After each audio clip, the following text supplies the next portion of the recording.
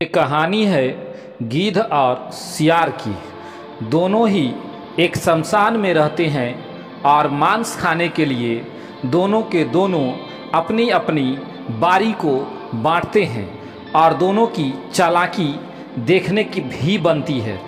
आइए शुरू करते हैं।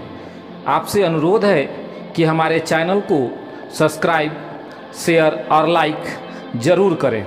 एक ब्राह्मण थे जिनकी शादी के बहुत साल बाद उनके घर में एक बेटा हुआ, लेकिन कुछ ही सालों में उसकी मौत हो गई। जब शमशान में क्रियाक्रम के लिए ले जाया गया तो वहाँ एक सियार और एक गिद्ध थी जिसकी नज़र उस पर पड़ी। फिर हुई अजीब बातें। ये कहानी एक लोक कथा है जिसके जरिए मानव जीवन में व्यवहार का बहुत बड़ा पाठ पढ़ने को मिलता है। किसी गांव में एक ब्राह्मण को विवाह के बहुत साल बाद पुत्र हुआ, लेकिन कुछ साल बाद बालक की असामान्य मृत्यु हो गई। ब्राह्मण सब लेकर शमशान पहुंचा। वहां मोहवश क्रियाकर्म नहीं कर पा रहा था। उसके पुत्र प्राप्ति के लिए किए जप और तप पुत्र का जन्मोत्सव याद आ रहा था। चूँकि बच्चा काफ़ी छोटा था, इसलिए उसे परंपरा अनुसार जलाने के बजाय भूमि में दफनाना था। शमशान में एक गिद्ध और एक सियार रहते थे। दोनों सब देखकर बड़े खुश हुए। दोनों ने व्यवस्था बना रखी थी। दिन में सियार मांस नहीं खाएगा और रात में गिद्ध मांस नहीं खाएगा। सियार ने सोचा, यदि ब्राह्मण दिन में ही सब रखकर चला गया तो उस पर गिद्ध का अधिकार होगा, इसलिए क्यों न अंधेरा होने तक ब्राह्मण को बातों में फंसाकर रखा जाए। वहीं गिद्ध ताक में था कि सब के साथ आए कुटुंब के लोग जल्द से जल्द जाएं और वह उसे खा सके। गिद्ध ब्राह्मण के पास गया और उससे वैराग्य की बातें शुरू की।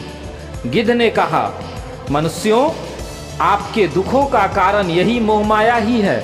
संसार में आने से पहले हर प्राणी का आयु तय होती है। संयोग और वियोग प्रकृति के नियम हैं। आप अपने पुत्र को वापस नहीं ला सकते, इसलिए शोक त्याग कर प्रस्थान करें। संध्या होने वाली है। संध्या काल में शमशान में प्राणियों के लिए भयादक होता है, इसलिए जल्दी यहाँ से निकल जाना ठीक है। गिद्ध की बातें ब्राह्मण को के साथ आए रिश्तेदारों को बहुत प्रिय लगी। वे ब्राह्मण से बोले, बालक को जीवित होने की आशा नहीं है, इसलिए यहाँ रुकने का क्या लाभ। सियार सब सुन रहा था। उसे गिद्ध की चाल सफल होती दिखी तो भागकर ब्राह्मण के पास आया। सियार ने कहा, बड़े निर्दय हो। जिससे प्रेम करते थे उसके मृतदेह के साथ थोड़ा वक्त नहीं बिता सकते? फिर कभी इसका मुख नहीं देख पाओगे। कम से कम संध्या तक तो रुककर जी भर देख लो। उन्हें रोके रखने के लिए सियार ने नीति की बातें छेड़ दी। जो रोगी है, जिस पर अभी योग लगा हो और जो शमशान की ओर जा रहा हो, उसे बंधु बांधवों के सहारे की जरूरत होती है। सियार की बातों से परिजनों को कुछ तसल्ली हुई और उन्होंने तुरंत वापस लौटने का विचार छोड़ दिया। अब गिद्ध को परेशानी होने लगी। उसने कहना शुरू किया, तुम ज्ञानी होने के बावजूद एक कपटी सियार की बातों में आ गए। एक दिन हर प्राणी की यह दशा होनी है। शोक त्याग कर अपने अपने घर को जाओ। जो बना है वह नष्ट होकर रहता है। तुम्हारा शोक मृतक को दूसरे लोक में कष्ट देगा। जो मृत्यु के अधीन हो चुका है, क्यों रोकर उसे व्यर्थ कष्ट देते हो। लोग चलने को हुए तो सियार फिर शुरू हो गया। यह बालक जीवित होता तो क्या तुम्हारा वंश न बढ़ता? कुल का सूर्य अस्त हुआ है, कम से कम सूर्यास्त तक तो रुको। अब गिद्ध को चिंता हुई। गिद्ध ने कहा, मेरी आयु 100 वर्ष की है। मैंने आज तक किसी को जीवित होते नहीं देखा। तुम्हें शीघ्र जाकर इसके मोक्ष का कार्य आरंभ करना चाहिए।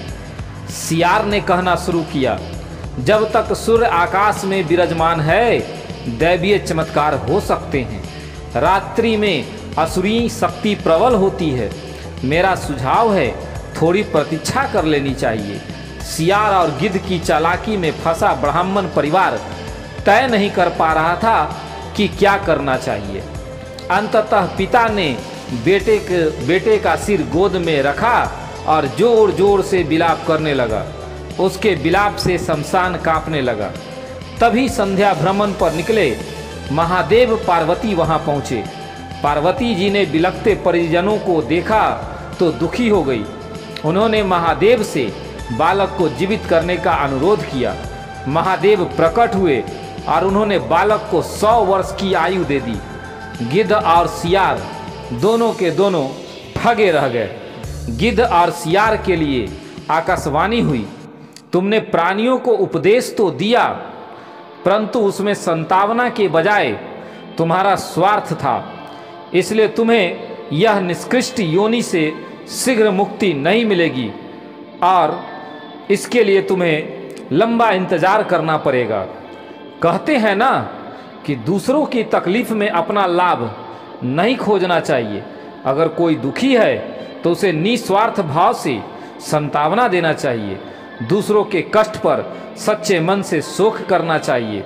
दूसरों के दुखों में जो अपना लाभ देखकर बनावटी दुख जताता है उसे कष्ट भोगना ही पड़ता है।